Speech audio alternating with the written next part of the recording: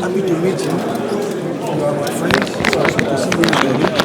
In your submission, you sympathize with farmers on the crash of food prices. We want to ask specifically, is government taking... It's not on the crash of food prices, the rise of prices of inputs. I'm happy with the crash of prices, but it's the inputs. Yes, that we're working on. Okay.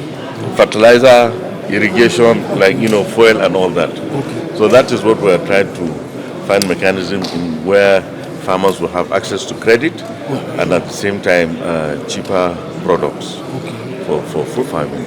Minister, listen to the lamentation made by the Farm Association of Onion. Is that also included in what you are intending to ensure that they are being taken care of?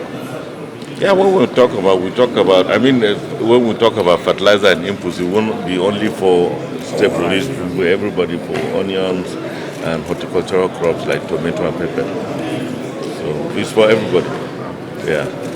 The post-harvest losses that they are crying about, what is the ministry going to do about it? Well, we have already made a legacy project on the post-harvest losses, which includes storage at the community level, not the silos that we have that are situated in urban areas, but in community levels. This is what we are driving at. We want to make a new harvest silo program that 85% of the storage will be at those farming community levels to replace those local mud silos. Yeah. So that's what we are doing, and also for the cold chain as well. There are two angles to it. The Renewed Hope Infrastructure Fund is also doing that. The National Agricultural Development Fund is also doing that under the ministry. Finally, sir, in 2024, last year, yes, food prices were high. This year, we have seen it has come down. Yeah. What will be your message to Nigeria 2026 to be further? No, it will still. We are not where we want to be. Okay. Well, we are still on the trajectory of trying to lower food prices. Thank you. Thank you very much, sir. Thank you very much. Thank you, sir. Thank the 10th Senate that has given us this opportunity. And more importantly, I want to also thank the stakeholders who have honored our invitation, both from the executive side, that's the ministry, the minister, and most of the stakeholders in the industry or in the farming profession, from the farming to the value chain of those who produce derivatives from, especially the cassava, and also on the second bill that was also sponsored by me, the Food Reserve Agency. It has been very welcomed by everybody. And the third bill, also sponsored by Senator Adamu Alero, on the Rice Council. These are very key, important bills that you can see the passion and the enthusiasm of all those that came. So for us, we have listened, we've gathered opinion, we will go back and aggregate all these observations and opinion so as to be able to come out with a very robust and well-articulated bill for Mr. President's assent. Thank you very much. Thank you, sir. Actually, it's a good day because I think we're beginning the week with excitement because of these three bills that have been presented by the Committee on Agriculture. So for me, as the Minister for Agriculture and Food Security,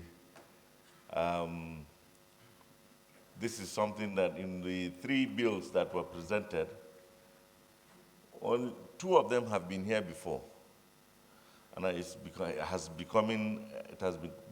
been a recurring decimal, especially that of the cassava flour and the National Food Reserve Agency, NIFRA. For the Rice Development Council, it's coming in a different shape, but it's been here also in a different manner, and I think it was done in 2022. But let me speak on the cassava itself, and I think that is the most popular bill that we have today in terms of value addition to our crop that has one of the highest production capacity in Nigeria. I'm sure the President has mentioned that we produce over 50 million tons of cassava every year. And of course, it has so many uses. Not too long ago, I was in Brazil, and I saw what Brazilians do with cassava. Unbelievable. They have over 2,000 products from cassava alone. 2,000. And you could just imagine if we could develop our cassava along those lines. You can't even differentiate the difference between, not even bread, cake, pastries, from cassava cake and the normal wheat flour cake. You cannot differentiate. You cannot differentiate bread that is made of cassava and that of wheat.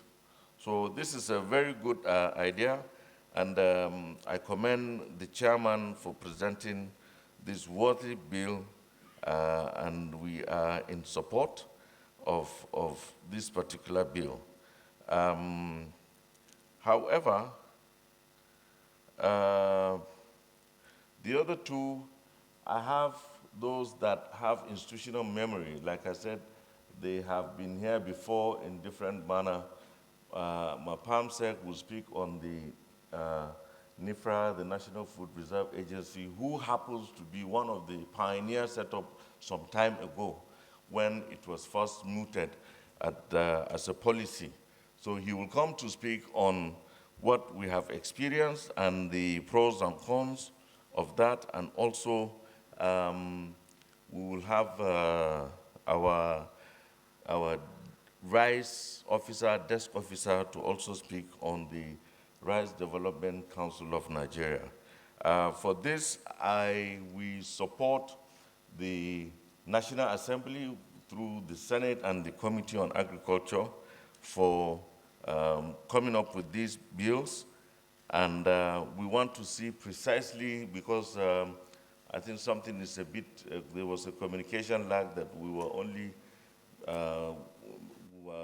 only saw the bills this morning, and we need to see actually and study the bills and see what we can present so that the mistakes of the past will not happen again. So thank you very much for these few comments, and I would like to once again congratulate the committee and National Assembly for especially on the cassava.